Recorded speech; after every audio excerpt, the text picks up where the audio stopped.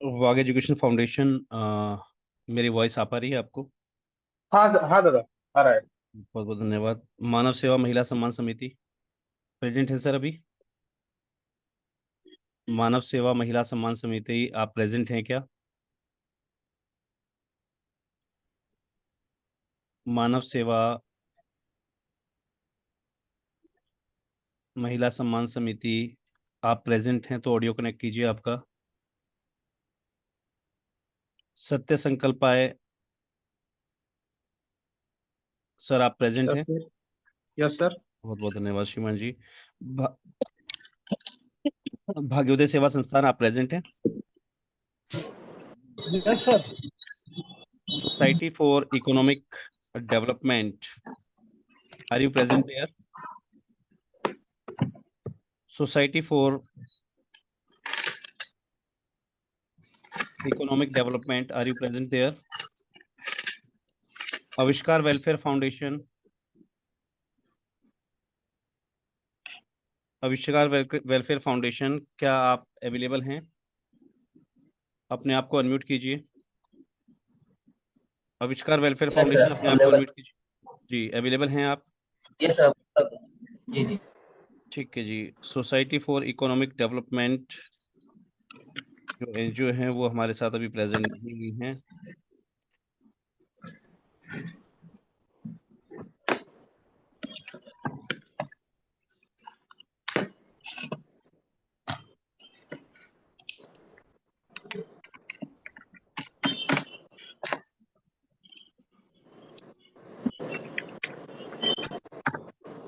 जो हमारे साथी छूट गए हैं, मैं एक बार उनको कॉल अप ले लेता हूँ।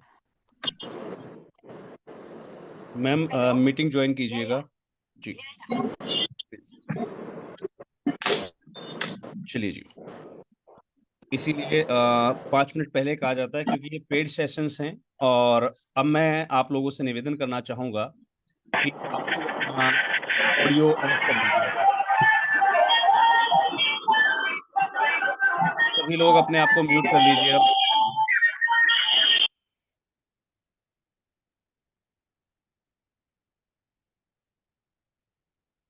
चलिए जी, आज के सेशन को मैं अब स्टार्ट करने जा रहा हूँ।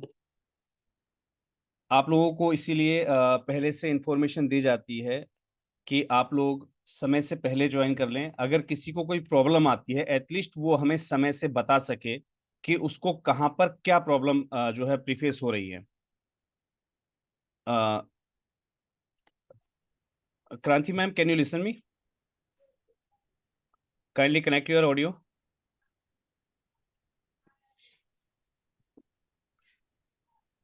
क्रांति मैम, कैन यू लिसन मी?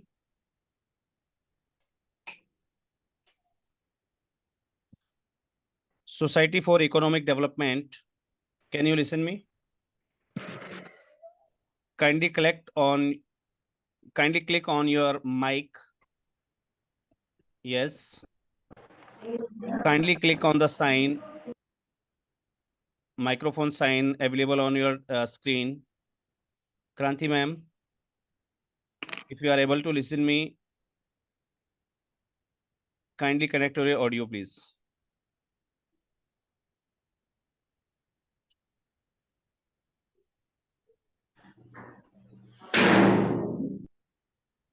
सभी लोगों से निवेदन है, अपने आप को आप अब म्यूट कर लीजिएगा।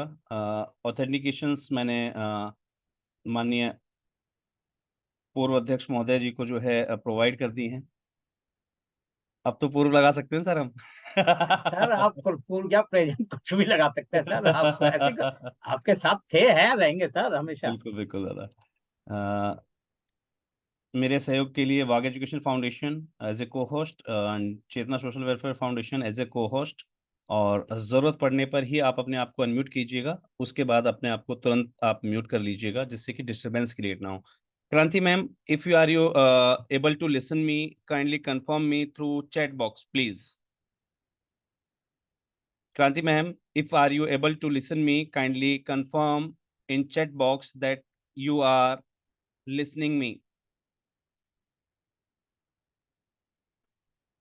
टीम से मेरा निवेदन रहेगा, जो भी रिस्पॉन्स आता है मुझे एक बार आप जो है कंफर्म कर दीजिएगा चैट बॉक्स में, अगर उनकी तरफ से कोई रिप्लाई आता है तो मुझे कंफर्म कर दीजिएगा प्लीज। Okay. ठीक। yes, now you are corrected, you can hear me, my voice is audible to you. Okay, great. Now we are going to start. अब हम स्टार्ट कर रहे हैं। आज हमारे बहुत से पार्टिसिपेंट्स ऐसे हैं जिन्होंने ऑनलाइन रजिस्ट्रेशन ना करके ऑफलाइन रजिस्ट्रेशन जो है प्रोसेस किया था, और कहीं ना कहीं किसी कारणवश वो हमसे छूट ना जाएं, इसीलिए आज के सेशन को एक विशेष सेशन दिया जा रहा है। मैं एक बार आप लोगों के साथ अब अपनी स्क्रीन शेयर करने जा रहा हूं। Let me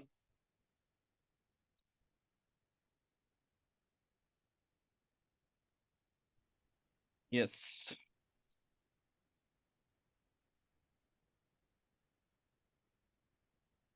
are you able to my see my screen?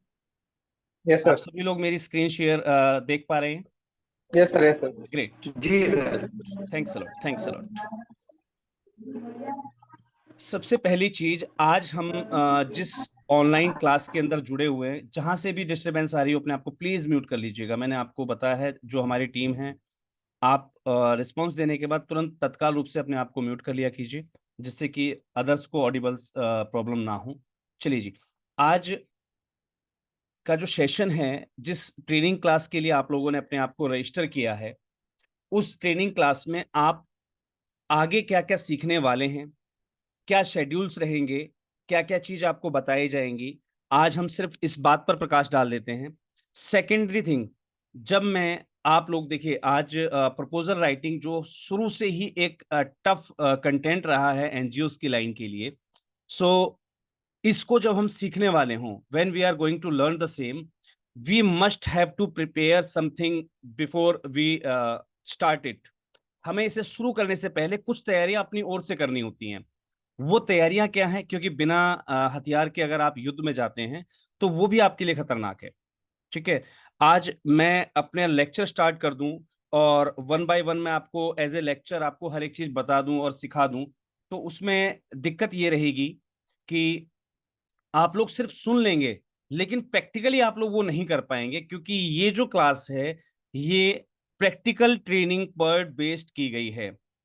The whole class will be based on practical training, यानी कि आपको जानकारी देनी है और उस जानकारी को आपके माध्यम से ही प्रोजेक्ट के अंदर कन्वर्ट किया जाएगा। जो शब्द आपके पास होंगे उन शब्दों को प्रोजेक्ट में कन्वर्ट करना सिखाया जाएगा आपको, क्योंकि जब हम बात करते हैं प्रोजेक्ट प्रपोजल राइटिंग की, तो एक चीज को आज जितने भी हमारे यहाँ साथी जुड़े हुए हैं, एक चीज को हमेशा नोट डाउन कर लीजिएगा, एक चीज को बिल्कुल टाई अप कर लीजिए, गांठ बांध लीजिए इस बात से कि हमें किसी के भी कंटेंट को कॉपी नहीं करना है।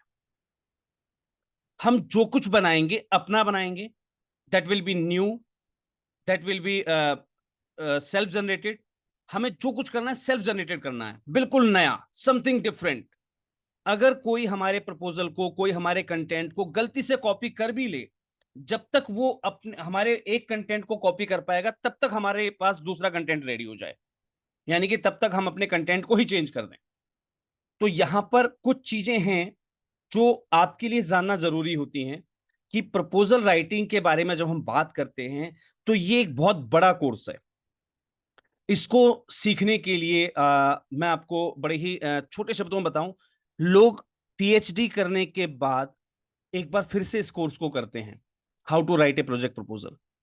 जैसे एक पीएचडी की डिग्री हम लोग लेते हैं 2 या 3 साल की, वैसे ही 2 या 3 साल पूरे देने पड़ते हैं प्रपोजल राइटिंग के लिए।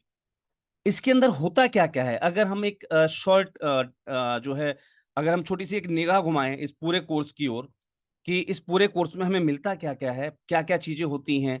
देखिए, पढ़ाई तो बहुत सारी होती है। जब हम स्कूल में पढ़ने जाते हैं क्लास 1 से लेकर क्लास 10 तक, तो वहाँ कुछ चीजें होती है जो मेन रूप से हमें सिखाई जाती है, जैसे कि हमारा वर्णमाला से पहचान, है ना, हमारी लेटर्स से पहचान, हमारी जो है जो हमारे प्लस ऐड करना, सब्ट्रैक्ट करना, सब कुछ उसी पर बेस्ड होता है ना। तो हम कहते हैं भाई हमने मैथ में फलानी चीज सीख ली, हमने जो है डेरिवेटिव्स निकालने सीख लिए, हमने जो है एलसीएम सीख लिया, हमने जो है अन्य कोई भी टॉपिक आप ले सकते हैं, व्हाटएवर, ठीक है। लेकिन सब कुछ बेस्ड कहां पर है? सब कुछ बेस्ड है आपके प्लस और माइनस, प्लस माइनस इनटू, है ना, डिवाइड। बेसिक चीजें वही हैं, चाहे आप एलसीएम निकाल रहे हो, है ना, चाहे आप कुछ और जो है डेरिवेटिव्स कर रहे हो मैथमेटिक्स के अंदर, लेकिन सब कुछ बेस्ड कहाँ होता है? आपके उसी फॉर्मूला के ऊपर, है ना, कि आपको प्लस माइनस, है ना, आपको इनटू, आपको डिवाइड, ये सब चीजें आनी चाहिए। तो इसके अंदर बेसिक चीजें क्या होती है, जब हमें पूरा कोर्स कर रहे होते हैं उस समय क्या क्या चीजें सिखाई जाती हैं? इसके अंदर जब हम प्रपोजल राइटिंग कर रहे हो तो उसमें प्रपोजल राइटिंग की तैयारी यानी कि उसको शुरू करने से पहले कुछ चीजों को खुद बेसिक रूप से तैयार करना होता है। आज के सेशन को मैंने यहां पर तैयारी पर क्यों लिया? क्योंकि कल जब आप मेरे साथ इस मीटिंग में जुड़े हों तो आपके पास आपका सामान बिल्कुल होना चाहिए मुख्य रूप से। क्योंकि जब मैं आपके साथ लाइव इस चीज को करूंगा, ध्यान रखिएगा, आज हम यहाँ पर 9 पार्टिसिपेंट्स हैं। मैं अगर 9 या 10 जो भी पार्टिसिपेंट्स हमारे साथ मौजूद हैं अभी, मैं जब कल वापस आप लोगों के साथ आऊं तो आप लोगों के पास आपका अपना एक डाटा होना चाहिए, है ना। आपके पास क्या क्या चीजें आपको अपनी संस्था के बारे में पता होनी चाहिए, क्योंकि जब हम प्रपोजल राइटिंग करेंगे उस समय मैं अपने शब्द दे दूंगा, भाई वो मेरे शब्द हैं, मेरी एनजीओ ने क्या कर रखा है वो मैं जानता हूं, है ना। उतना काम आपकी एनजीओ ने नहीं किया होगा, हो सकता है मेरे पास जो शब्द हो उससे ज्यादा आपकी एनजीओ ने काम कर रखा है। क्योंकि जब हम प्रपोजल राइटिंग की बात करते हैं तो एनजीओ इंट्रोडक्शन एक बड़ा टॉपिक आता है। तो एनजीओ इंट्रोडक्शन जब हम अपने प्रपोजल के अंदर डालते हैं तो वहां पर आपकी एनजीओ का इंट्रोडक्शन आपके टिप्स पर होना चाहिए। अगर आपसे पूछा जाए कि भाई आपकी जो है, अब आपको यहां पर अपनी वो डालनी है, दर्पण आईडी डालनी है, यू मस्ट हैव योर दर्पण आईडी ऑन योर टिप्स। आपसे कहा जाए यहां पर अब आपको अपना जो है 12 एटीजी का नंबर फिक्स करना है, तो आपको अपना 12 एटीजी का नंबर आपके हाथ में होना चाहिए, विद इन योर हैंड, है ना। आपसे कहा जाएगा भाई ये प्रपोजल हम ऐसे ड्राफ्ट करने वाले हैं, सबसे पहले हमें अपना लोगो यूज करना होता है। तो आपका लोगो आपके पीसी या आपके सिस्टम पर, जहां भी आप इसको सीख रहे हैं, जहां भी आप मेरे साथ इसको सेशन को लाइव ले रहे हैं, उस कंपोनेंट पर आपकी ये सारी चीजें बेसिक रूप से होनी चाहिए। तीसरा, कॉपी पेन जरूरी है। कई बार क्या होता है कि कुछ शब्द ऐसे होते हैं जिनको मैं, देखिए मुझे ट्रेनिंग देनी है, क्लास देनी है, तो क्लास के लिए मुझे पहले से तैयारी करनी होती है। कई बार क्या होता है कि बहुत से लोग ऐसे हैं जो इंग्लिश के साथ उतने फेमिलियर नहीं है, उनको दिक्कतें आएंगी, तो वहां पर उन पॉइंट्स को आप नोट कर सकते हैं। हालांकि ये जो पूरी क्लास दी जाएगी आपको, ये मान के चलिए कि आपको एक सांचा दिया जाएगा। सांचा समझते हैं आप लोग? जब जैसे अभी दुर्गा पूजा आती है, नवरात्रि आती है, तो क्या होता है, एक सांचा बना हुआ होता है, एक प्लास्टिक का या अन्य किसी मटेरियल का एक वो होता है। उस पे कलाकार क्या करता है, वो मिट्टी को रगड़ना स्टार्ट कर देता है, यानी कि मिट्टी को उस पे जमाना शुरू कर देता है। और जब उस सांचे से उस मिट्टी को बाहर निकालता है तो एक आकृति बन के निकलती है। तो आपको इस प्रपोजल राइटिंग के कुछ सांचे, कुछ खांचे दिए जाएंगे। आपको सिर्फ करना है क्या है, वहां अपना डाटा फिल कर देना है, अपनी जानकारी फिल कर देनी है, आपका प्रपोजल रेडी। तो ऐसी कुछ टेक्निक्स आपको दी जाएंगी, क्योंकि मैं नहीं चाहता that if you have spend 2999, आपने 2999 रुपए खर्च किए हैं, इस 2999 रुपए का पूरा लाभ मिलना चाहिए आपको। आपके मन में 1% ये ना आए कि नहीं यार, मैंने प्रपोजल राइटिंग सही नहीं सीख पाई। और इस फर्स्ट डे में ही मैं क्लियरली अनाउंस करता हूं, if anybody founts that after the 7 days, if anybody says that I have not learned anything in proposal writing, अगर आपको 1% भी लगे कि आपने प्रपोजल राइटिंग में कुछ नहीं सीखा है इन 7 दिनों के अंदर, वो मुझे तुरंत इंटीमेट कर दीजिएगा। 7वें दिन पब्लिकली उसका पैसा मैं पब्लिकली रिफंड कर दूंगा। मैं इस बात की गारंटी लेता हूं कि जब मैं आपको प्रपोजल राइटिंग सिखा रहा हूं तो इस 7 दिन के अंदर मुझे आपको इतना निपुण बना देना है कि अगर आपके पास कोई और संस्था आ जाए कि मुझे इस फलाने प्रोजेक्ट के ऊपर अपना प्रपोजल लिखवाना है आपसे, तो आप उसको एक कंसल्टेंसी सर्विस तक दे सकें, यानी कि आप खुद उसके लिए प्रपोजल डिजाइन कर सकें। जिन लोगों ने, आप यहां पर 9-10 लोग जो भी जुड़े हुए हैं, जिन लोगों ने आज की क्लासेस के लिए, इस वर्कशॉप के लिए अपना फैसला लिया, आपने अपना पहला कदम उठाया, यकीन मानिए कि आप बहुत भाग्यशाली हैं कि आपने समय रहते बिल्कुल सही डिसीजन लिया है। इस कोर्स के अंदर वैसे क्या क्या होता है और हम क्या क्या सीखने वाले हैं, मैं एक बार फटाफट वहां निगाह मार लेता हूं, क्योंकि उसके बाद हम चलने वाले हैं आगे की क्लास की ओर। चलिए जी, मैं एक बार अपनी स्क्रीन पर वापस लेके चल रहा हूं आपको। कुछ चीजें होती हैं जो प्रपोजल स्टार्ट करने से पहले आपको सीखनी होती हैं, जरूरी होती हैं कि उससे पहले आपको क्या क्या तैयारियां करनी होती हैं। सेकेंडरी, प्रपोजल राइटिंग के बारे में सब कुछ जानना आपका अधिकार होता है। इन 7 दिनों के अंदर अपने पूरे अधिकार का उपयोग कीजिएगा। Writing a project proposal for beginners, आप और हम ये मान के चलें कि हमें अभी कुछ नहीं आता है और हम लोग तैयारी करेंगे एक बिगिनर के रूप में। ये आपके कंटेंट में इंक्लूड है। याद रखिएगा, जो ये 7 दिन का आपको कोर्स दिया जा रहा है, इसमें इंक्लूड है कि आपको एक बिगिनर के रूप में सिखाया जाएगा। बिल्कुल नए, हमें कुछ नहीं आता sir, we don't know anything, हमें कुछ भी नहीं पता। ठीक है, हमें बिल्कुल स्टार्टअप करना है, हमें एबीसीडी नहीं पता, हमें एबीसीडी से स्टार्ट करना है, लेकिन सीखना जरूर है। ध्यान रखिएगा, कुछ चीजें बेसिक रहेंगी। अब आप कहें कि सर मुझे ना अब गूगल चलाना नहीं आता, नहीं, क्योंकि केसबुक सीरीज में बताया गया है कि अगर आपको अपने हिंदी के शब्दों को इंग्लिश में कन्वर्ट करना है, if you want to convert your language from Hindi to English और English to Hindi, you can ask help from Google also.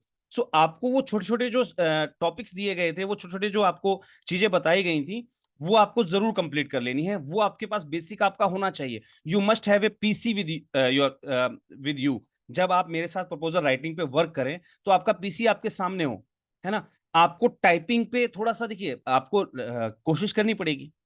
आपके पीसी में एक टाइपिंग मास्टर डाउनलोड कीजिए, ठीक है, क्योंकि जब आप प्रपोजल राइटिंग करेंगे उस समय आपको जरूरत पड़ेगी टाइपिंग की। तो टाइपिंग सीखना वो ठीक है, समय लगेगा उसमें, लेकिन आपका होमवर्क मिल गया आज से। आपको अब इन चीजों पे काम करना स्टार्ट कर देना है। चलिए जी, tips for writing a project proposal template. Template क्या होते हैं पता है आपको? मैंने बताया ना आपको, खांचा, कि जिस खांचे के अंदर आप कोई भी सामान डालें वो फिट हो जाए, है ना। तो उसकी भी टिप्स होती हैं कि कैसे हम प्रपोजल राइटिंग के टेम्पलेट्स जो हम बनाते हैं, उन टेम्पलेट्स को हम कैसे, किन टिप्स के माध्यम से हम उसको ज्यादा अट्रैक्टिव बना देते हैं, किन टिप्स के माध्यम से हम उसको कंप्लीट कर देते हैं। आपने देखा होगा काफी सारे प्रोजेक्ट प्रपोजल जब आप गूगल सर्च करते हैं तो आपने देखा होगा कुछ प्रोजेक्ट प्रपोजल 2 पेजों में होते हैं, कोई 4 पेजों में खत्म हो जाता है, कोई 6 पेजों में खत्म हो जाता है। तो ऐसा क्यों होता है? कभी इन चीजों पर भी गौर कीजिएगा। अ, हमारे बीच से सर किसने ड्रॉप किया है? If anybody has drop out the session.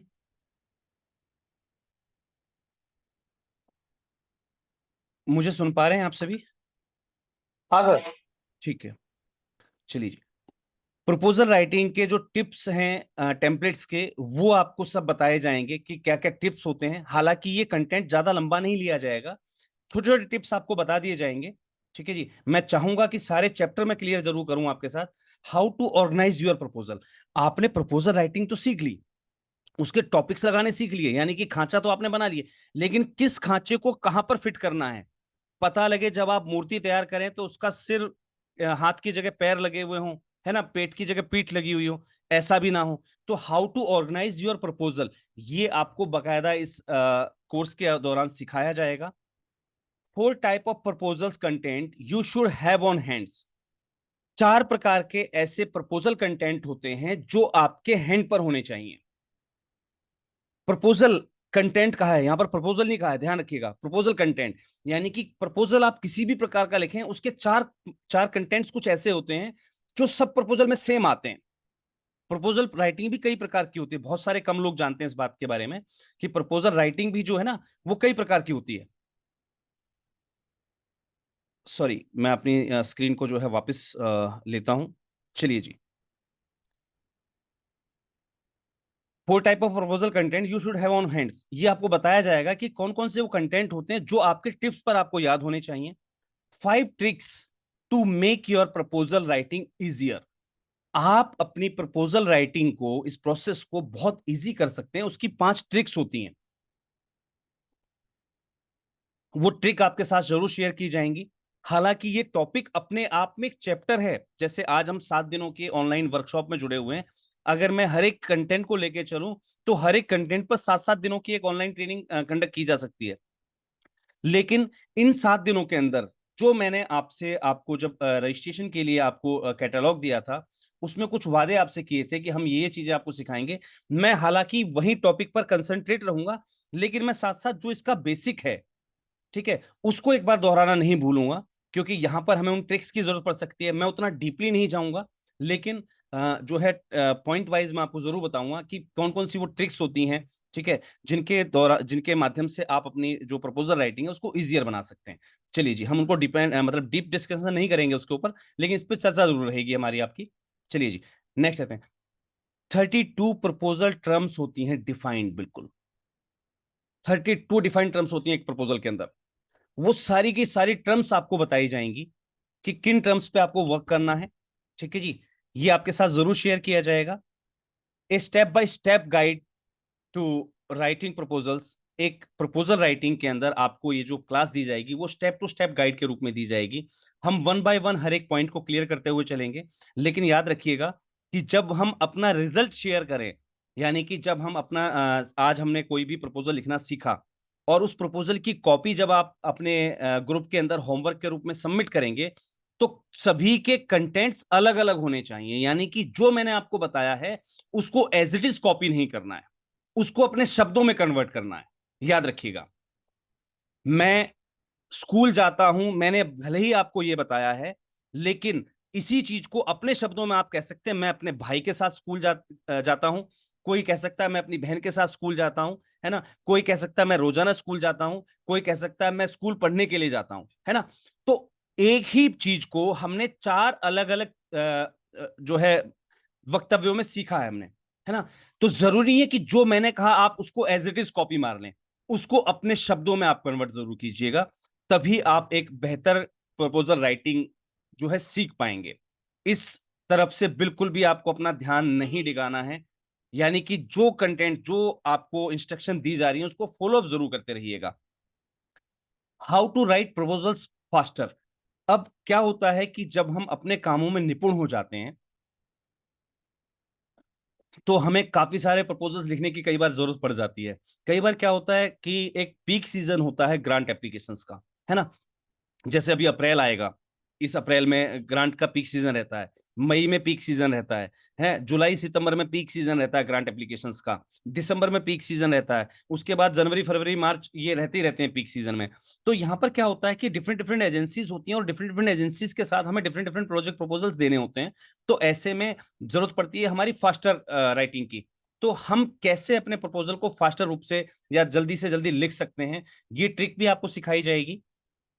How to write a project proposal, इसकी executive summary, introduction, clients need analysis, है ना, propose solutions, timelines, terms and conditions, ये सारी चीजें आपको इसमें वेल डिफाइन की जाएंगी और उसके बिहाफ पर ही आपको एक बेस्ट प्रैक्टिस दी जाएगी प्रपोजल राइटिंग की, ठीक है जी।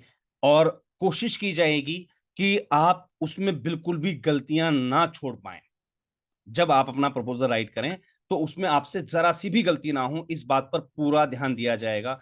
How to organise your proposal, अपने प्रपोजल को फिर ऑर्गेनाइज कैसे करना है ना।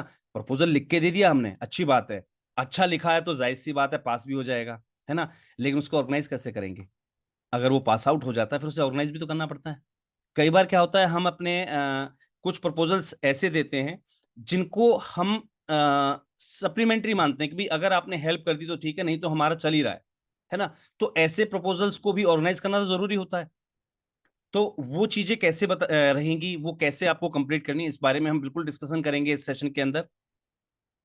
एक प्रपोजल राइटिंग जो होती है ना वो होती है रिसर्च के लिए।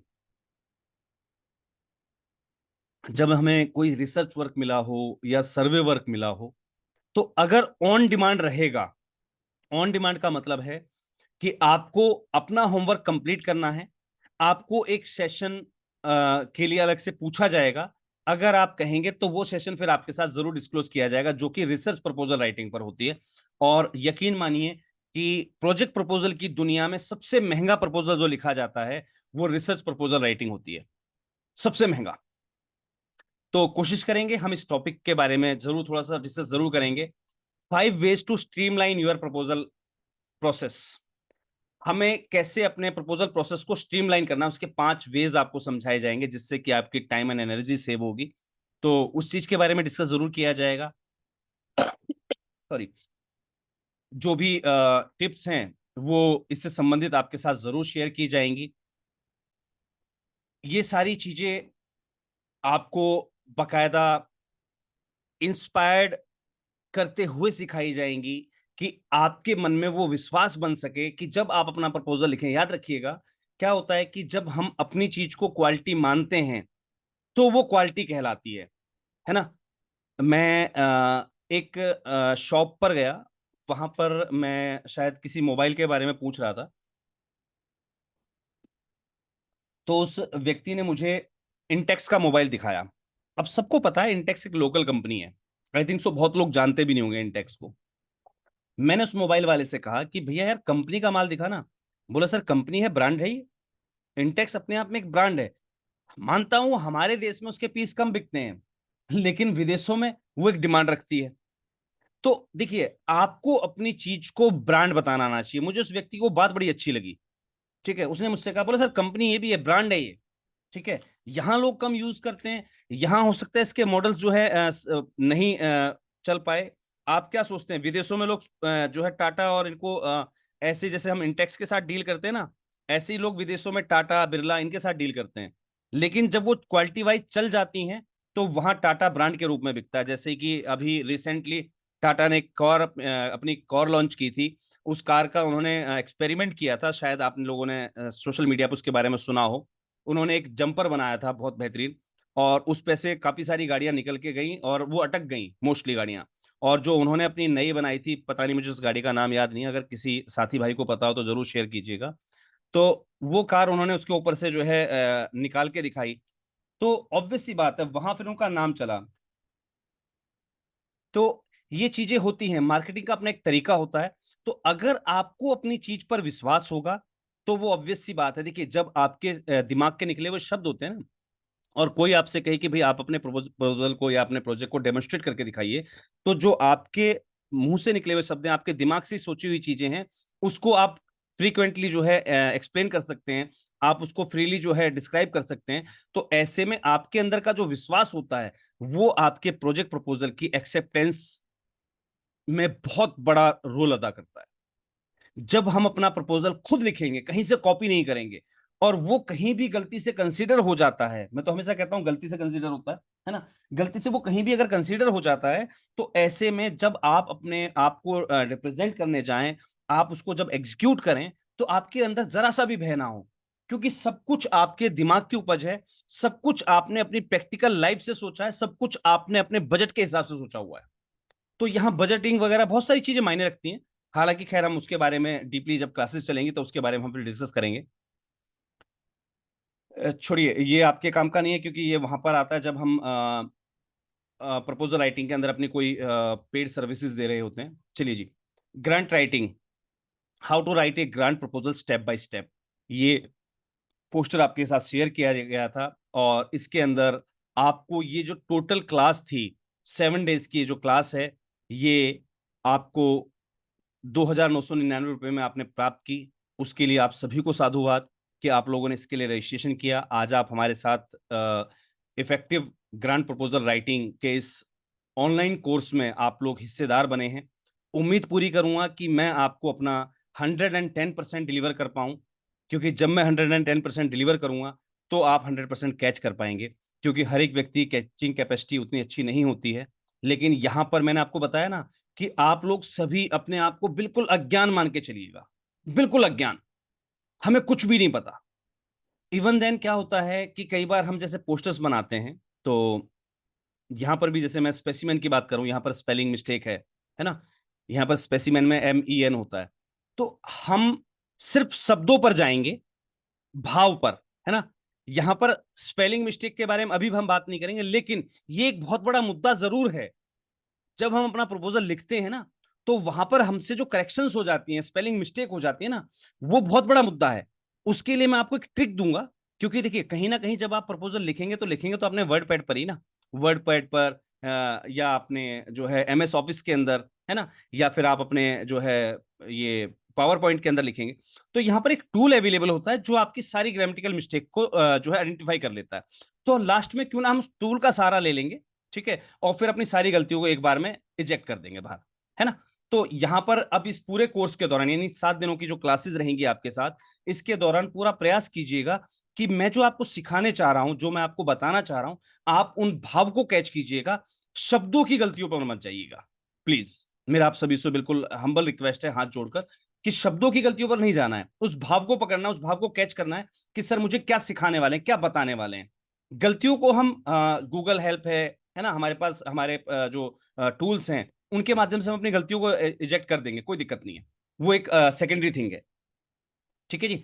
तो यहां पर हमें क्या क्या सीखने को मिलेगा, और ये जो 7 दिनों का आपको ग्रांट प्रपोजल राइटिंग का जो कोर्स दिया गया है, इसके अंदर हम इफेक्टिव ग्रांट राइटिंग सीखेंगे, प्रोजेक्ट फॉर्मुलेशन और 5 डिफरेंट प्रपोजल राइटिंग के बारे में सीखेंगे, स्पेसिमन राइटिंग हम कंप्लीट के अंदर इसके अंदर सीखेंगे, प्रोजेक्ट प्रपोजल जैसा कि हमने टॉपिक में आपको दिया था, illustration of project proposal type 1, type 2, type 3, type 4 and type 5।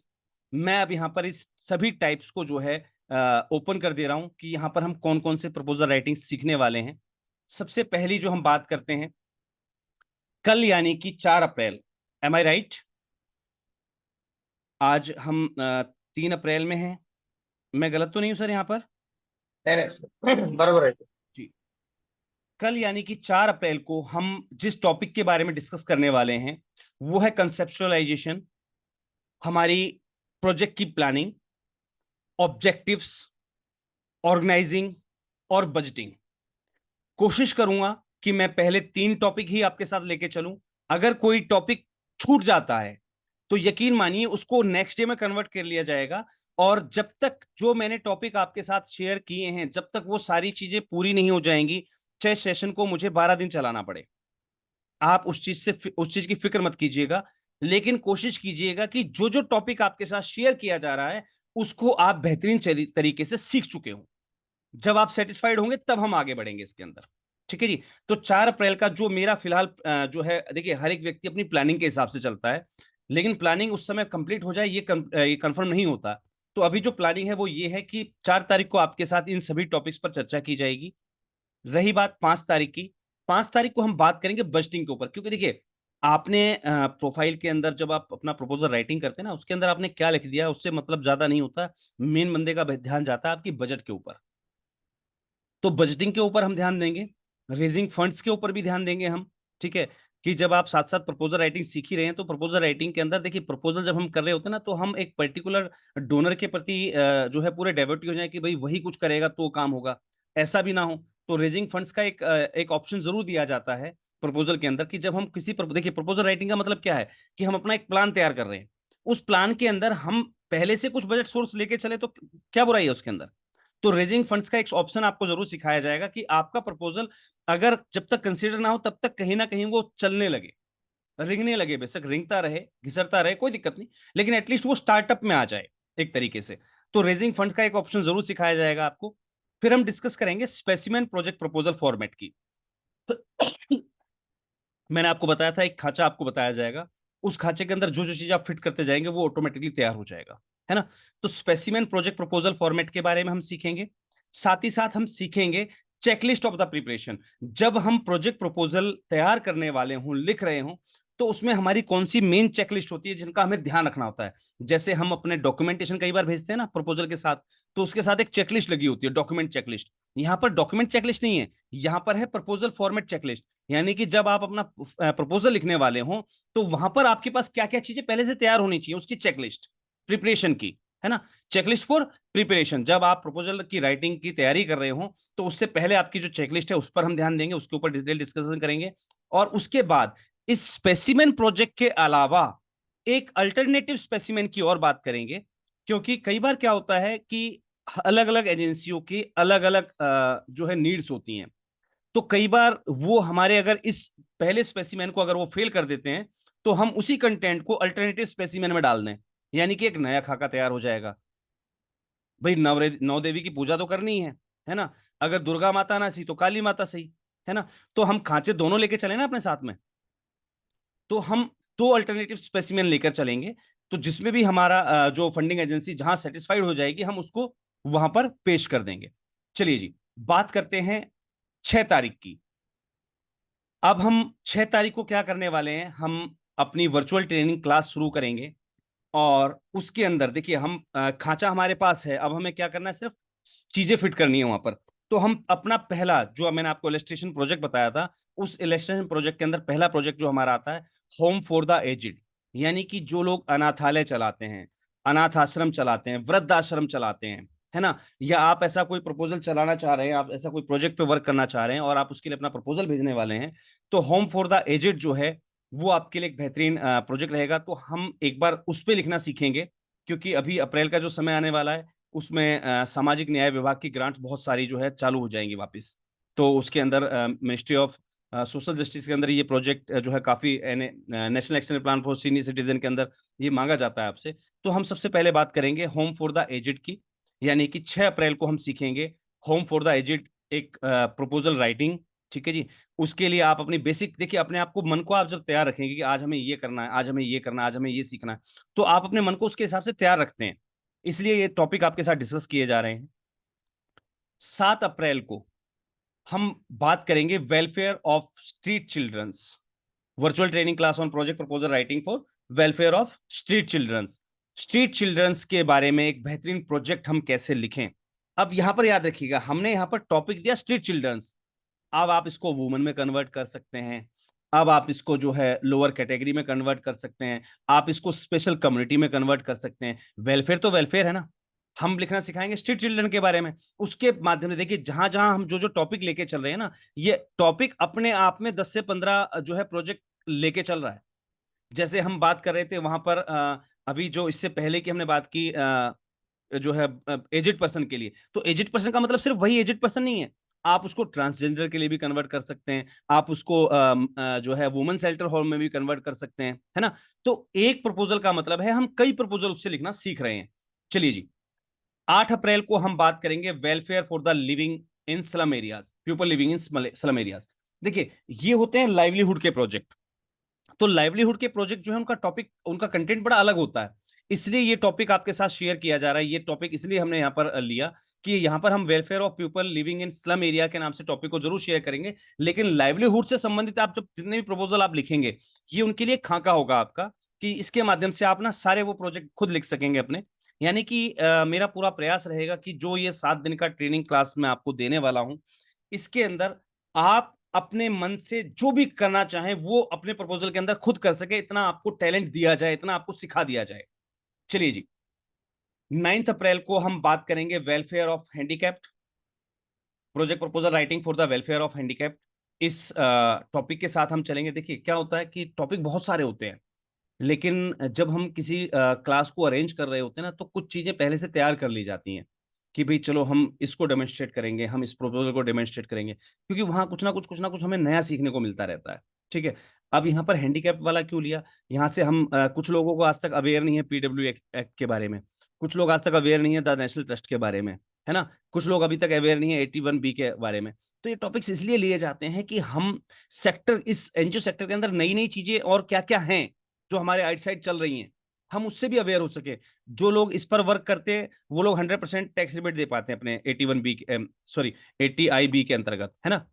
जैसे आप 80G लेके चल रहे हैं, ऐसे एक 80IB होता है, हालांकि उसे 81B बोलते हैं मोस्टली लोग, लेकिन ये उसके अंदर 100% टैक्स रिबेट मिलती है।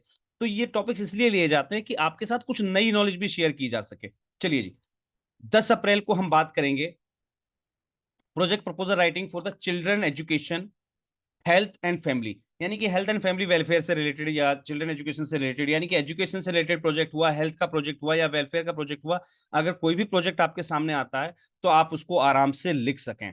आई थिंक सो मैंने यहाँ पर 5 प्रपोजल आप लोगों के साथ शेयर कर दिए हैं जो मैंने आपसे वादा किया था, यानी कि 4, 5, 6, 7, 8, 9 और 10, 7 दिन हमने यहाँ पर पूरे दिए हैं आपको, जो हमने आपसे वादा किया था कि 7 डेज का एक वर्कशॉप या आपको दी जाएगी।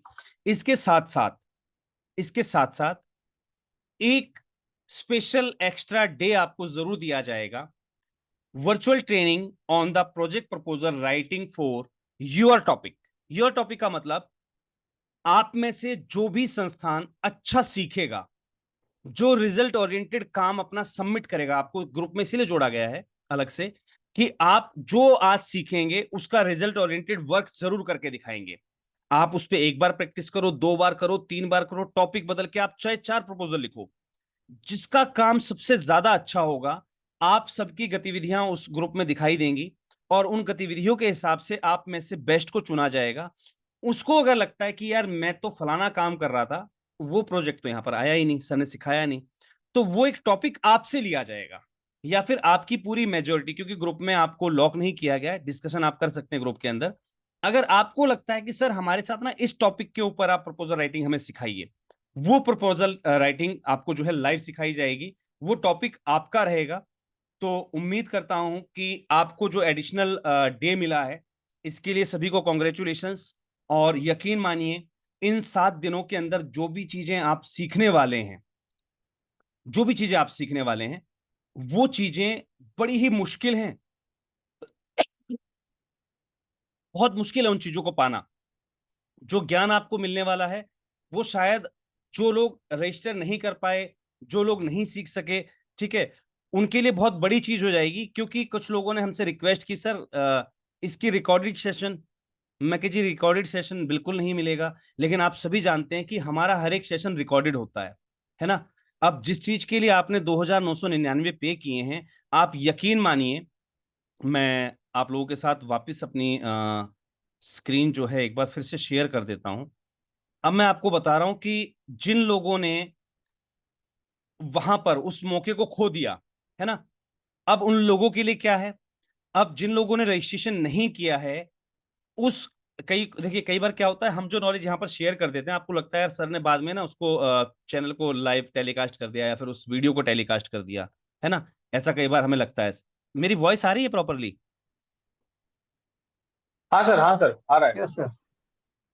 पता नहीं, मेरा माइक मुझे नहीं बता रहा मेरी वॉइस के बारे में। चलिए, तो लोग लगता है लोगों को कि भाई ऐसा सर उसको ना पब्लिक कर देते हैं बाद में, हमने उस चीज के लिए पैसा पे किया और उसको लोगों ने फ्री में सीख लिया। बिल्कुल भी नहीं। इसके लिए देखिए यहाँ पर ये अपना चैनल है, इस चैनल पर एक स्पेशल कम्युनिटी और बना दी गई है, डायमंड मेंबरशिप। और आपको लाइव स्क्रीन पर दिख रहा होगा इसका कॉस्ट क्या है सर? 7,999। 7,999। यानी कि अब जिसको भी ये रिकॉर्डेड सेशंस, ये पूरी क्लास जिसको भी चाहिए होगी, वो जो है डायमंड मेंबरशिप लेगा 7,999 की। उसके बाद वो इसको एक्सेस कर पाएगा। तो आपको एक बेहतरीन बजट में एक बेहतरीन चीज आपको सिखाई जा रही है, बताई जा रही है। इसके लिए प्लीज आप थोड़ा सा सिंसियर होकर तैयारी कीजिएगा। और कल के लिए मैं आपको बता देता हूं, कल क्योंकि कल से हमारी लाइव क्लास शुरू हो रही है। आज के सेशन को हमने थोड़ा सा इंट्रोडक्टरी सेशन में इसलिए लिया कि हमें पहले से पता हो कि हम क्या करने वाले हैं। कल की मैं आपको तैयारी करवा देता हूं, नोट डाउन कर लीजिए फटाफट। मैं एक बार स्क्रीन शेयर बंद कर देता हूं। एक बार आप सभी अपना जो है पीसी ऑन, सॉरी आपका कैमरा ऑन कर लीजिएगा सभी लोग। यस प्लीज, सभी लोग अपना कैमरा ऑन कर लीजिएगा। Here we are. Great. Copy pen एक बार फटाफट कैमरे के सामने दिखा दीजिएगा, लिख रहे हैं सभी लोग? ग्रेट। चलिए जी, आपको करना क्या क्या है, तैयारी क्या क्या करनी है। कल आपको अपने साथ अपना कॉपी पेन लेके तो बैठना ही बैठना है ना। जो चीज जो टॉपिक आपको बताए जाएंगे वो आपको नोट डाउन करने हैं, ठीक है। सेकेंडरी चीज, आपका NGO profile, NGO profile note down कर लीजिए, जिसे हम एक्टिविटी प्रोफाइल भी कहते हैं। एनजीओ एक्टिविटी प्रोफाइल होता है ना, आपने पूरे साल में क्या क्या काम किया। अभी शायद कुछ लोगों ने अपनी नई फाइल बनने के लिए दे दी होगी। 31 मार्च चला गया ना, 31 मार्च चला गया है। नया एनजीओ प्रोफाइल आपका बन जाना चाहिए। याद रखिएगा, जब भी आप प्रोजेक्ट के लिए कहीं जाते हैं ना, तो आपसे 3 साल की सिर्फ ऑडिट नहीं पूछी जाती, आपसे 3 साल का एक्टिविटी प्रोफाइल भी मांगा जाता है। अगर किसी प्रोजेक्ट में आपसे जो है 1 साल की ऑडिट पूछी जा रही, तो 1 साल का एक्टिविटी प्रोफाइल भी चाहिए। ये एक्टिविटी प्रोफाइल हर साल बनता रहता है। अगर आपने आज तक नहीं बनवाया तो इसको पहले तैयार करवा लीजिएगा, क्योंकि आपके पास आपकी सारी एक्टिविटीज अलग से रखी हुई हूं। आज तक आपने जो काम किया, आपने अगर उसको पीसी में सेव कर लिया हो, तो उस सारे फोल्डर्स को ना एक फोल्डर बनाइएगा 22 23 के नाम से, और वो सारी चीजें उस फोल्डर में डाल दीजिए, क्योंकि वो आपकी 22 और 23 की एक्टिविटीज हैं, है ना। इससे क्या होता है, आपकी पर ईयर जो एक्टिविटीज होती है ना, वो अलग अलग आपको मिल जाती हैं। तो अगर अभी तक आपने अपनी फाइल नहीं दी है ऑडिट के लिए, तो अपनी फाइल अपने सीए को मीटिंग खत्म होते ही फोन लगा दीजिएगा, भैया मेरी ऑडिट करनी है। उसके साथ आपके जो सेल एंड परचेज की स्लिप हैं, जो बुक्स वगैरह हैं, वो सब शेयर कर दीजिएगा, बैंक स्टेटमेंट शेयर कर दीजिएगा, और अपनी ऑडिट के लिए फाइल दे दीजिए। 15 अप्रैल तक अपना ऑडिट कंप्लीट करवा लीजिएगा। 10 अप्रैल तक आपकी जो एनजीओ प्रोफाइल है वो आपके पास रेडी हो जानी चाहिए, क्योंकि अब जहां कहीं भी आप अपनी संस्था को रिप्रेजेंट करेंगे, तो वहां पर जो करंट, जो आपका प्रीवियस ईयर था, उसका एक्टिविटी प्रोफाइल जाएगा। याद रखिएगा, you will have to share your previous year activity profile. तो आपको अपना previous year activity profile share करना होगा, ठीक है। पिछला वाला उसके साथ आप दे सकते हैं। जैसे हम लोग मकान खरीदते हैं, तो उसके साथ एक चेन मिलती है ना, उसने किससे खरीदा था, उसने किससे खरीदा था, तो कम से कम 2 या 3 चेन लेके चलते हैं प्रीवियस वाली। तो ऐसे ही जब आप अपना एक्टिविटी प्रोफाइल भेजते हैं, तो उसके साथ अगर पिछले साल के अवेलेबल हैं आपके पास, तो वो साथ में लगा दीजिए अलग से। तो जब भी आप कहीं अपने डॉक्यूमेंटेशन देते हैं, तो एटलीस्ट 3 साल का एक्टिविटी प्रोफाइल और 3 साल की अपनी ऑडिट एनुअल रिपोर्ट्स, ये आपको जरूर शेयर करनी होती है। एनुअल रिपोर्ट्स भी बोलते हैं इसको, जिसको मैं एक्टिविटी प्रोफाइल कह रहा हूं, कुछ लोग इसे एनुअल रिपोर्ट बोलते हैं, कुछ इसे एनजीओ प्रोफाइल बोलते हैं, है ना। तो अपने शब्दों में आप समझ जाइएगा कि जो एक्टिविटीज आप करते हैं ना, उसका एक प्रोफाइल होता है। और कई लोगों को नहीं पता होता कि सर इसको बनवाएं कैसे। कई लोग, अब पता है ना, नींद से जागेंगे और फिर भागेंगे कहाँ, कंसल्टेंट के पास। अरे यार मेरा एनजीओ प्रोफाइल नहीं बना हुआ है, कल यादव जी ने एक नई चीज बता दी, मुझे बनवाना है। कब से नहीं बना, पिछला कुछ भी नहीं बना, है ना। अब वो नया बनाने के चक्कर में आपसे बहुत तरीके के चार्जेस ले लेगा। सबसे बढ़िया तरीका बताता हूं आपको, आज से नोट डाउन कर लीजिएगा, क्योंकि नया साल शुरू हुए, आज तीसरा दिन हुआ है। कल आप कोई भी काम करके आए हों, है ना, काम करने से पहले आपने अपना रिटर्न किया होगा that we are going to conduct this work, है ना। आप एक मीटिंग करते हैं ना अपने टीम के साथ, कि भाई हम ये काम करने वाले हैं, जिसमें आपका अध्यक्ष उपाध्यक्ष पूरी कार्यकारिणी उपस्थित होती है। आपने वो किया होगा, उसको आपने अलग फोल्डर में लगाया होगा, है ना। उसके बाद जब आप काम कंडक्ट करते हैं, तो आपने उसकी फोटोग्राफ्स ली होंगी। तो आइडेंटिकल फोटोग्राफ्स के साथ आप क्या करते हैं, अपना एक प्रेस नोट बनाते हैं हमेशा, है ना, प्रेस को देने के लिए बनाते हैं ना सभी लोग। प्रेस वाले उसको छापे ना छापें, वो जो नोट की कॉपी है, वो एज इट इज टाइप किया हुआ फॉर्मेट अपने पास एक वर्ड फाइल बनाइए। क्या बनाएंगे आप, एक वर्ड फाइल। उस वर्ड फाइल में फोटो लगाकर और उसको पेस्ट कर दीजिए। अब मान लीजिए अगले दिन आपकी वो चीज अखबार में आ गई, तो वो जो अखबार वाली फोटो है वो भी वहां पर ऐड कर दीजिए उस वर्ड फाइल में। और गलती से मान लीजिए आपकी अखबार में नहीं आई है, किसी यूट्यूब चैनल वाले ने प्रकाशित कर दी थी अपने यूट्यूब चैनल पर, या आपने अपने यूट्यूब चैनल पर लगा दिया था न्यूज सा बनाकर अपना खुद का ही एक, है ना।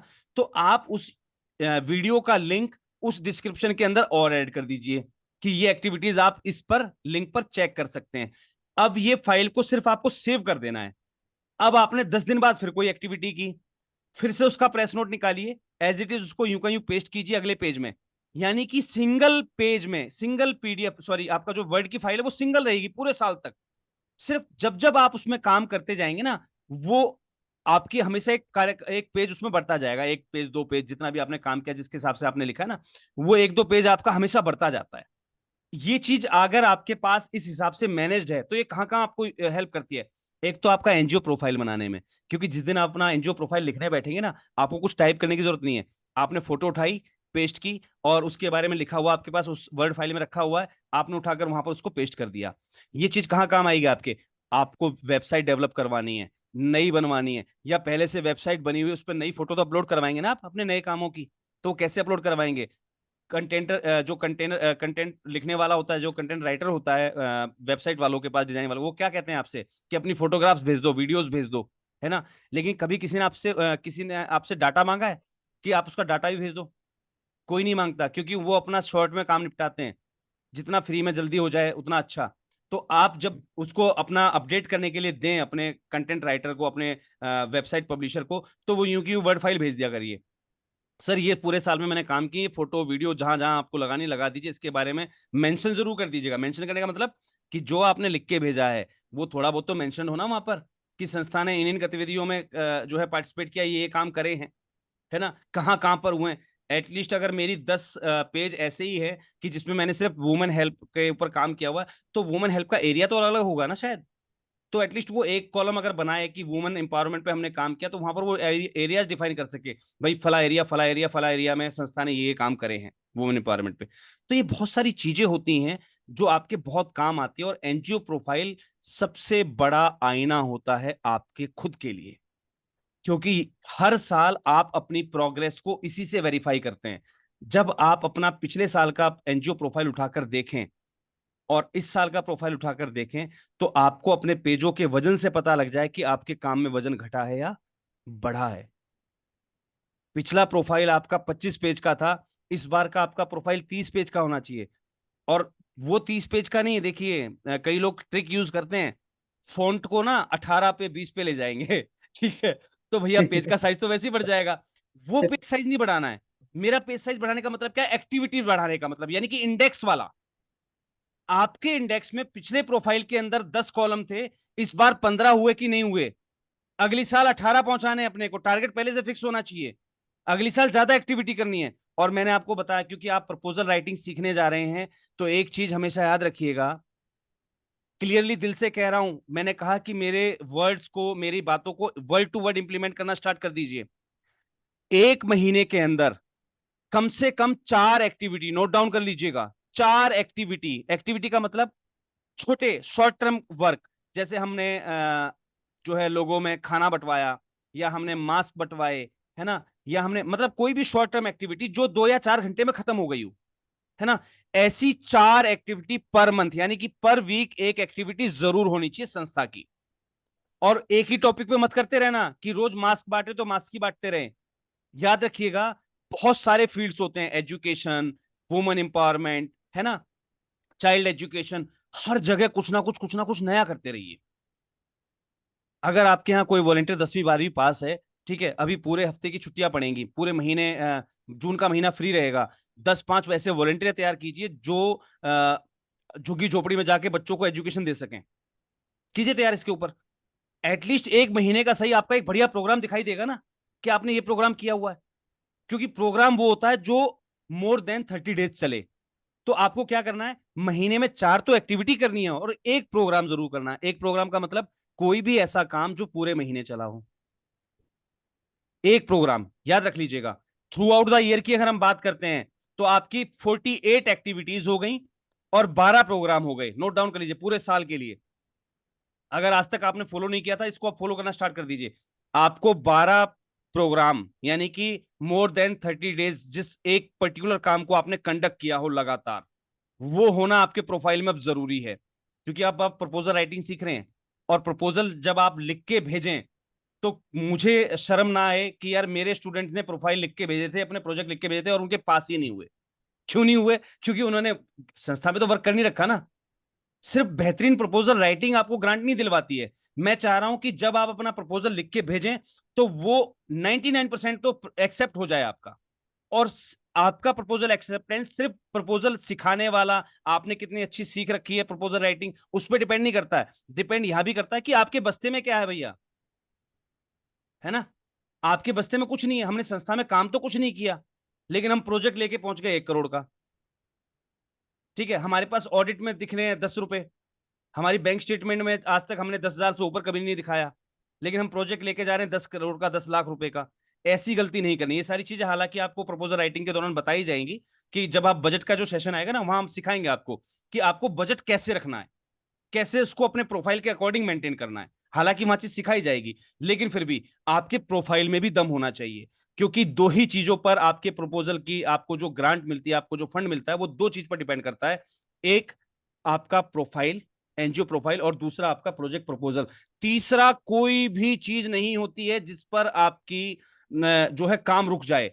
और इसका लाइव उदाहरण मैं आपके सामने बैठा हूं। मेरे पास 12 ATG तक नहीं था, लेकिन सिर्फ यूं ही एक आदत होती है ना खुद को परखने की, कहीं ना कहीं खुद को घिस के देखते रहो। तो एक जगह मैंने प्रपोजल सबमिट किया, उन लोगों ने मुझे कॉल करके बुलाया, कहा सर हम आपके साथ काम करने के लिए तैयार हैं, हम इस पे इन्वेस्ट करने के लिए तैयार हैं, सर थोड़ा सा देख लीजिए, अगर आपके ने इसमें 12 ATG मेंशन नहीं कर रखा। मैं कहा सर मेरे पास है ही नहीं। बोले सर एक काम कीजिए, आप फटाफट इसको करवा लीजिए, कोई हेल्प लगे तो हमें बता दीजिएगा, हम आपको लेटर भी दे देंगे, लेकिन हमें आपके साथ काम करना है। दैट मीन्स कि उसने मुझे मेरे डॉक्यूमेंटेशन कंप्लीट करने का समय दिया, क्योंकि मेरे प्रोफाइल और मेरे प्रोजेक्ट दोनों में दम था। बात समझे आप? कई लोग कहते हैं, कई लोग अटक जाते हैं, अरे सर इसमें तो ना FCRA मांगा गया, हटाओ, इस ग्रांट को अप्लाई नहीं करते, छोड़ दो इसको, हमारे काम की नहीं है। अरे बेवकूफ लोगों, अप्लाई करो। अगर आपके प्रोफाइल और आपके प्रोजेक्ट में दम होगा ना, तो सामने वाली एजेंसी कहेगी भाई आप 90 दिनों का हम आपको समय दे रहे हैं, अपने FCRA आप सबमिट करें। देगा सामने वाला टाइम। तो कभी घबराना मत कि मेरे पास 12A नहीं है, ATG नहीं है, CSR 1 नहीं है, घबराना मत। हालांकि अपने डॉक्यूमेंट कंप्लीट रखिए, ठीक है, वो एक प्राइमरी चीज है, लेकिन कभी भी इन चीजों को देखकर अपने आप को पीछे मत हटा लेना। काम जरूर करना है, प्रपोजल जमा कीजिए, मिले ना मिले कोई दिक्कत नहीं। अभी तक हम क्यों नहीं जमा करते थे? क्योंकि हमारे साथ हमसे कंसल्टेंट ना एक एक प्रपोजल राइटिंग के 10-10 20-20 हजार रुपए मांग रहा था, है ना। अब मैं आपको 7 दिनों के अंदर सिखाई दूंगा, आप 7 दिन के अंदर बिल्कुल पारंगत हो जाएंगे अपना प्रोफाइल, अपना एक प्रोजेक्ट लिखने के लिए। मैं चाहता हूं कि मेरे साथ जुड़े हुए जितने भी 9 लोग हैं, ये हर साल कम से कम महीने के 3 प्रपोजल अप्लाई करें। आप पूरे साल में हुए 36,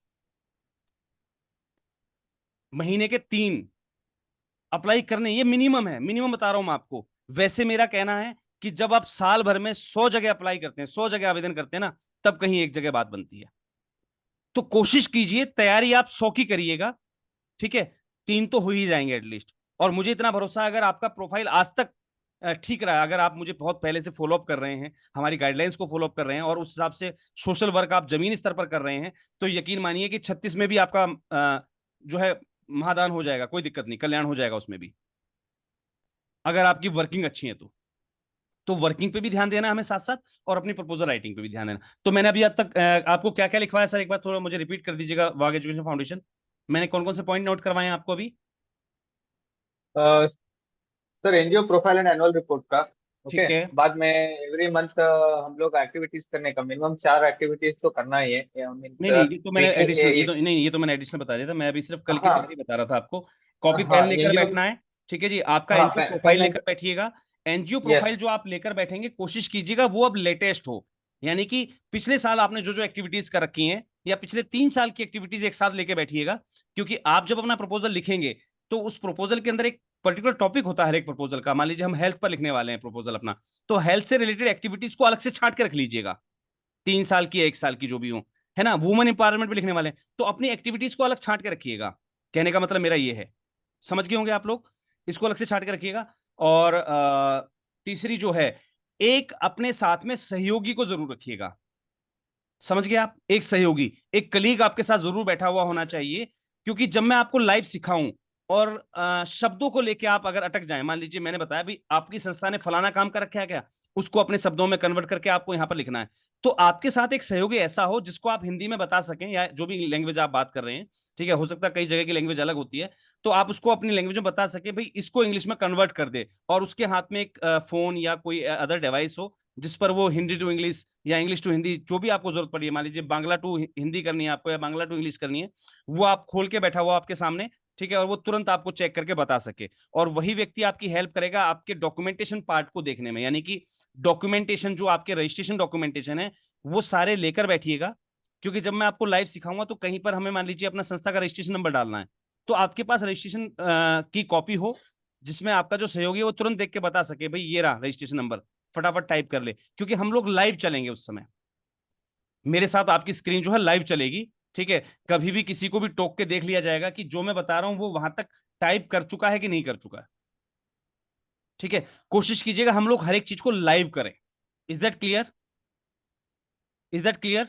तो आपके यस साथ सर। एक सहयोगी को जरूर लेकर बैठिएगा जो आपकी हेल्प कर सके, है ना, डॉक्यूमेंट्स बताने में, या किसी भी चीज को निकाल कर फाइल, मान लीजिए कोई गलती से आपसे चीज छूट गई है और मैंने कह दिया अचानक। कई बार क्या होता है कि लाइव क्लासेस, ये देखिए लाइव क्लासेस है, इसकी पहले से कोई प्रिपरेशन नहीं होती है, क्योंकि क्या पता कब किसका कौन सा सवाल आ जाए बीच में।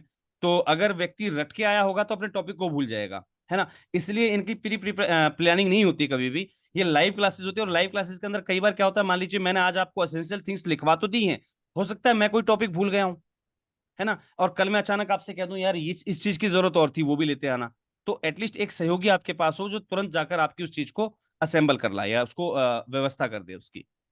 Is that clear? कल के लिए आप लोग यस रेडी हैं सर। सभी? मैं एक बार आप सभी को अनम्यूट कर दे रहा हूं। आप सभी लोग सभी लोग अपने आप को आप अनम्यूट कर सकते हैं। कल के लिए आप लोग रेडी हैं सभी? Yes sir. Yes sir. जी सर। चलिए जी, बहुत बहुत धन्यवाद सभी का। और कल कोशिश कीजिएगा अपने पीसी पर आइएगा आप लोग, क्लियर है? अपने पीसी Yes, पर sir. आइएगा और हम लोग पूरा प्रयास करेंगे कि देखिए कई बार क्या होता है, आप लोगों की शायद हो सकता है उतनी टाइपिंग स्पीड भी अच्छी ना हो, ठीक है? तो अब जिसकी टाइपिंग स्पीड अच्छी नहीं है, हो सकता है हम उसके लिए उतना वेट ना कर पाए, लेकिन जो चीज आपको सिखाई जा रही है अगर आप वहां ना कर पाए, जरूरी नहीं कि आपको अपना पीसी दिखाना है, आप मेंशन जहां कर रहे हैं, जहां भी आप लिख रहे हैं, ठीक है, कि भाई यहाँ पर मुझे अपनी संस्था, तो अपनी कॉपी पेन को जरूर शो कर दीजिएगा, सर हाँ मैंने ये चीज नोट कर ली है। क्योंकि कई लोगों की टाइपिंग स्पीड, कई लोगों की समझने की स्पीड अलग होती है ना? तो अपना कॉपी और पेन, यानी कि जिस कॉपी पर आप नोट कर रहे हैं उसको आपको शो आउट करना पड़ सकता है, तो अपना जो कैमरा है वो फ्लेक्सिबल रखिएगा कि जब भी मैं आपसे कहूँ कि जी बताइए आपने कहाँ तक लिखा है उसको, तो आप मुझे शो आउट कर सकें आपकी कॉपी पर आपने क्या मेंशन किया। क्योंकि मैं नहीं चाहता कि हम जितने भी लोग यहाँ पर सीख रहे हैं उनमें से कोई भी व्यक्ति ऐसा रहे कि जिसको बाद में कुछ ना पता हो। क्लियर है सभी को? Yes, तो sir. एक सहयोगी के जी साथ, सर। आपके पेन कॉपी के साथ, ठीक है जी, आपकी जो भी डिटेल्स हैं, ठीक है, आपके एक्टिविटी प्रोफाइल, ये सब चीजें आपको लेकर बैठनी है। हालांकि कल का जो सेशन है उसमें आपको ज्यादा प्रोफाइल की जरूरत नहीं पड़ेगी, इसलिए मैंने आपको 2 दिन का समय दे दिया है।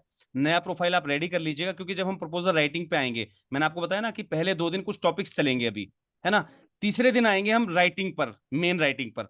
तो 2 दिन जो हमें चीजें समझनी है उसके लिए कॉपी पेन की आवश्यकता है। तब तक अपना जो एक खाका है डॉक्यूमेंटेशन का वो तैयार रखिएगा, और जो कल आपको बताया जाए उसके हिसाब से आपकी चीजों को अलग अलग एनालाइज करना स्टार्ट कर दीजिएगा।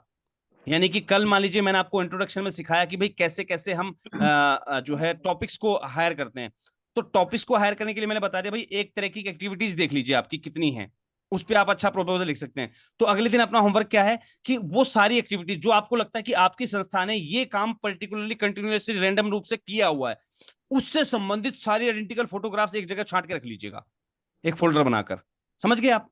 ठीक है, तो जो जो चीज हमें नई सीखने को मिले ना उसको आप अलग अलग अपने होमवर्क के रूप में करते रहिएगा। हालांकि मैं आपको वैसे इंडिकेट करता रहूंगा कि आपको अब होमवर्क क्या है, लेकिन अगर मैं गलती से भूल जाऊं तो आपको पता होना चाहिए कि आपका होमवर्क क्या है। यानी कि जो आज आपने सीखा है उसको एक बार रिवाइज जरूर करना है। कोई भी दिक्कत आए ग्रुप में, भले ही आप यहां पर 7 से 8 जुड़े हुए हैं, लेकिन ग्रुप के अंदर आपको एक मैसेज डालना है जहां भी आपको लगे कि होमवर्क करने में आपको दिक्कत आ रही है। आपको कॉल किया जाएगा बकायदा, ये 2,999 रुपए आपसे वैसे नहीं लिए गए हैं, आपको कॉल किया जाएगा, आपको बाद में असिस्टेंस भी दी जाएगी। Is that clear? और इस कोर्स के बाद थ्रू आउट द ईयर आपकी मेंबरशिप मेरे साथ वैलिड है। कभी भी आपके प्रपोजल राइटिंग के अंदर आपको लगे आपने प्रपोजल लिख लिया है और आप चाहते हैं कि मेरी टीम उसे वेरीफाई करे, आप कभी भी भेज सकते हैं, उसका कोई वेरिफिकेशन चार्जेस आपसे नहीं लिया जाएगा। थ्रू आउट द ईयर आप अपने कंटेंट को वेरीफाई करवा सकते हैं, हमारी टीम तुरंत आपको नोट करके बता दी भाई यहाँ यहाँ आपने कमियां छोड़ रखी हैं। यानी कि एक जो है आपको एडुकेट रिपोर्ट मिलती रहेगी आपके प्रोफाइल की कि आपका प्रोफाइल कितना % सही है। एक एनालाइज रिपोर्ट आपको हमेशा मिलती रहेगी आपके प्रपोजल की, तो उससे क्या है खुद में एक सुधार करने का मौका मिलेगा आपको। ये through out the year service आपको मिलती रहेगी, जो कि आपके इस चार्जेस में ही इंक्लूड है। क्योंकि क्या होता है हमने सीख तो लिया, उसके बाद हमें ये ना लगे यार हम बहुत अच्छा ही करते जा रहे हैं, हमसे अब गलती ही नहीं होगी। जब भी आप कोई प्रपोजल लिखें टीम को आप भेज सकते हैं, नंबर आपको दिया गया है ऑलरेडी 9991997007, उस पर आपको भेजना है। 72 घंटे के अंदर आपको रिप्लाई मिलेगा, उसकी एक रिपोर्ट बनकर मिलेगी, समरी रिपोर्ट मिलेगी, उसमें बकायदा टॉपिक वाइज बताया जाएगा इंट्रोडक्शन में आपने कितने % कंप्लीट किया हुआ है ना।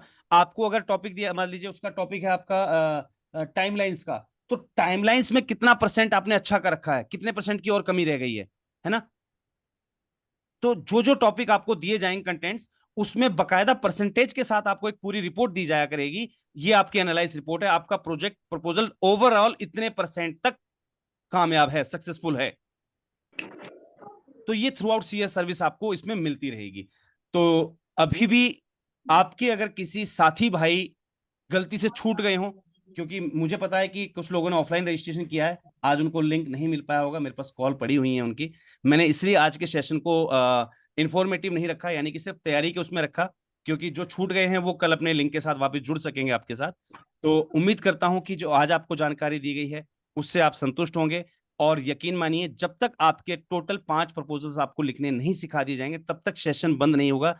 इसलिए टाइमलाइन पर ध्यान मत दीजिएगा। क्लासेस 6 से 7 ही चलेंगी, ठीक है।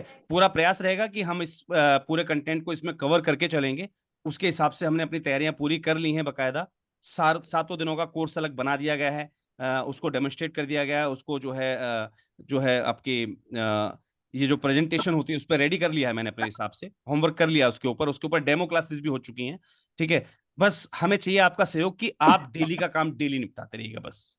अगर आप डेली का डेली प्रैक्टिस में लेके आएंगे तो कहीं से कहीं तक कोई दिक्कत नहीं आएगी। और उसके बाद भी आप जो है 7 दिनों तक लगातार आप हमारे साथ जो है प्रैक्टिस मोड पर अवेलेबल रहेंगे उस ग्रुप के अंदर। वो जो आपका ग्रुप है वो इस क्लासेस के खत्म होने के 7 दिन बाद बंद होगा। तब तक आपको प्रैक्टिस करने में या रिटर्न करने में कोई दिक्कत आ रही है, आप उसमें लाइव पूछ सकते हैं, उसमें औरों को भी हेल्प मिलेगी। और मेरा प्रयास रहेगा कि क्वेश्चन आंसर सेशन हम यहाँ पर लाइव सेशन में कभी नहीं लेंगे।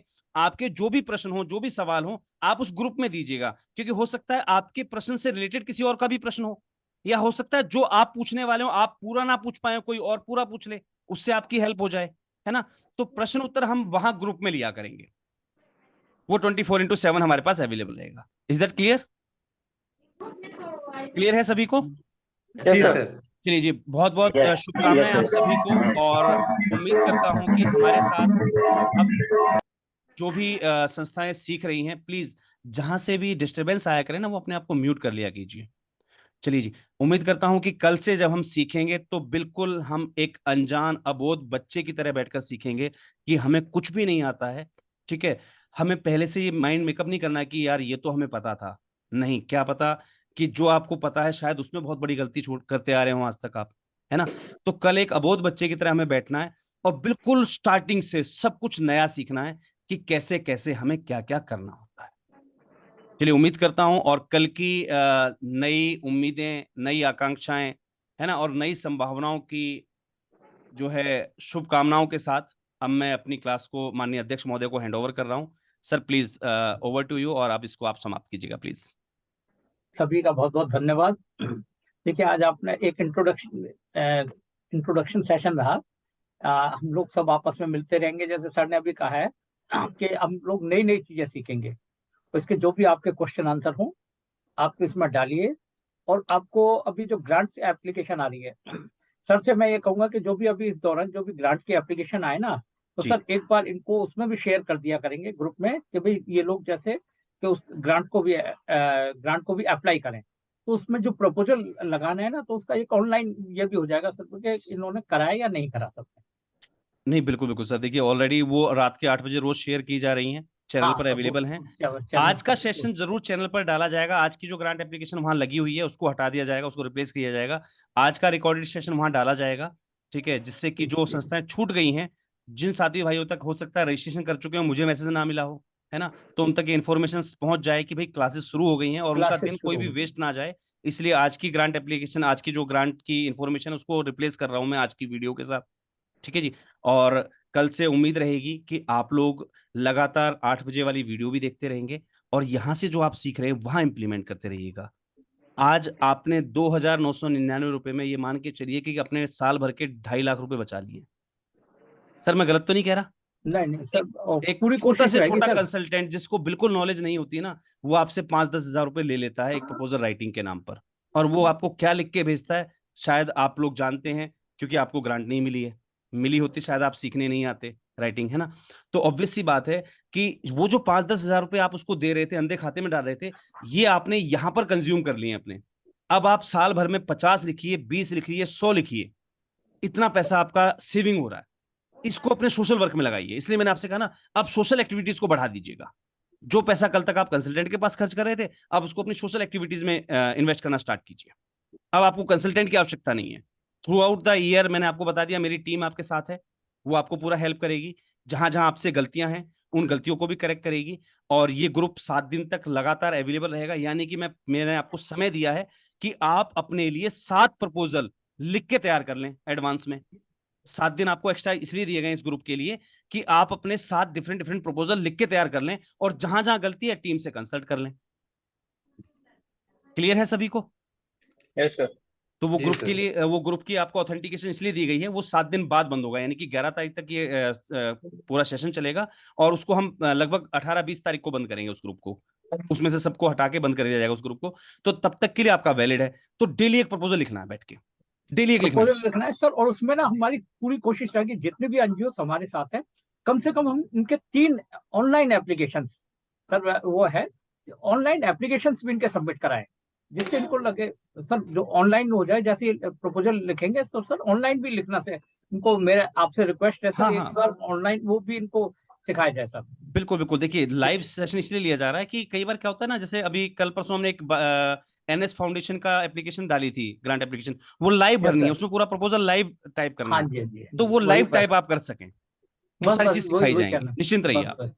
हाँ ठीक सर, थैंक यू। आप सभी का बहुत बहुत शुक्रिया, आपने समय निकाला, और इसी तरीके से आप लोग बढ़ते रहें, और अपने साथियों को भी अभी बताएं कि भाई ऐसे ऐसे यहाँ ये प्रपोजल राइटिंग का काम शुरू हो चुका है। एक अभी क्योंकि लाइन खुली हुई है सर, अभी तो लाइन खुली हुई है, हमारे साथ अभी ज्यादा से ज्यादा जुड़े, जी और ज्यादा से बिल्कुल। ज्यादा लोग सब शेयर करें सर। लाइन को अगर बंद हो तो सर लाइन को खोल दीजिए, तो जिससे ज्यादा से ज्यादा लोग इसका बेनिफिट उठा सकें, और क्योंकि आप सर लोगों को स्टार्टिंग है। बताना चाहूंगा, कल प्लीज किसी को कॉल नहीं की जाएगी, ग्रुप में बिल्कुल। सिर्फ लिंक शेयर कर दिया जाएगा। टाइमली जुड़ने की रिस्पॉन्सिबिलिटी 5 मिनट पहले की आपकी खुद की रहेगी। आज भले ही कॉल किया गया है, लेकिन कल कॉल नहीं जाएगा। टाइम से 5 मिनट पहले जुड़ जाइए, कोई दिक्कत नहीं। जैसे ही सेशन स्टार्ट होगा ऑटोमेटिकली आप लाइव हो जाएंगे हमारे साथ, है ना? तो आज आपने सीख लिया होगा कि कहाँ हम गलती कर गए थे, कहाँ हम अपने ऑडियो को ऑन करना भूल गए हैं, मेरी वॉइस नहीं आ रही होगी, है ना? तो आज आपने सारी चीजें से आप फेमिलियर हो गए हैं, है ना? तो कल किसी को कॉल नहीं जाएगा, सिर्फ ग्रुप में 15 मिनट पहले या आधा घंटा पहले मैसेज आ जाएगा लिंक का। लिंक आपको कॉन्फिडेंशियल रखना है, शेयर मत कीजिएगा। और जैसे आज कई लोगों ने अपने पर्सनल नाम से लॉगिन किया हुआ है, जैसे क्रांति मैम आपने अपने पर्सनल नाम से लॉगिन किया है, इसको क्रांति नाम हटाकर वहां पर ना अपनी संस्था के नाम से रीनेम कर दीजिएगा इसको।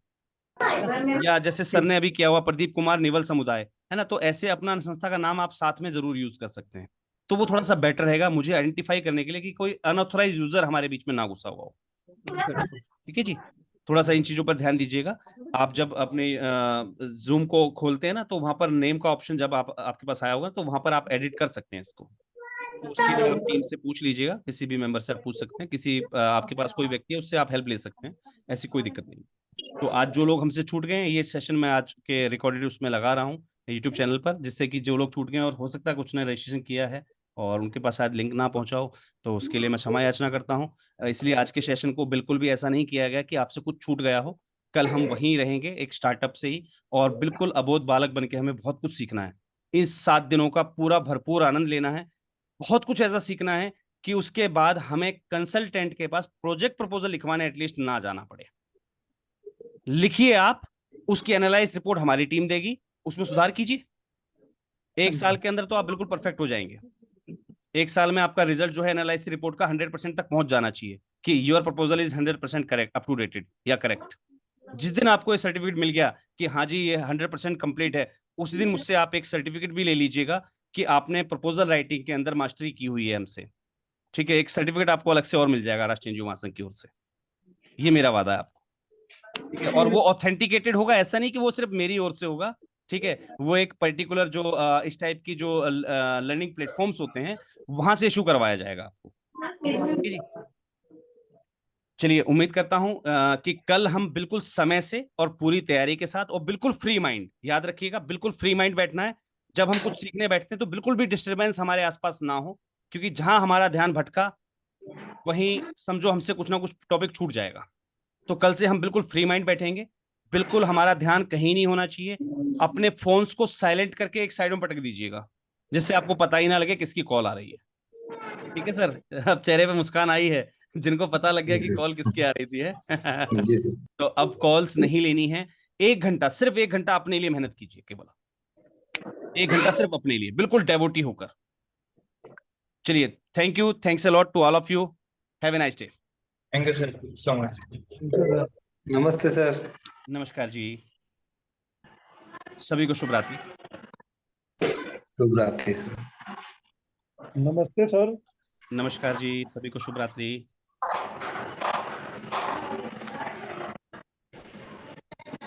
चैनल में जुड़ने के लिए बहुत बहुत धन्यवाद। मैं आज के सेशन में सिर्फ 15-12 मिनट लेट हूं और इस सेशन की शुरुआत हम करने जा रहे हैं। आज आप अवेलेबल हैं the talk show with SK में। मेरे साथ आज के नए पार्टिसिपेंट्स हैं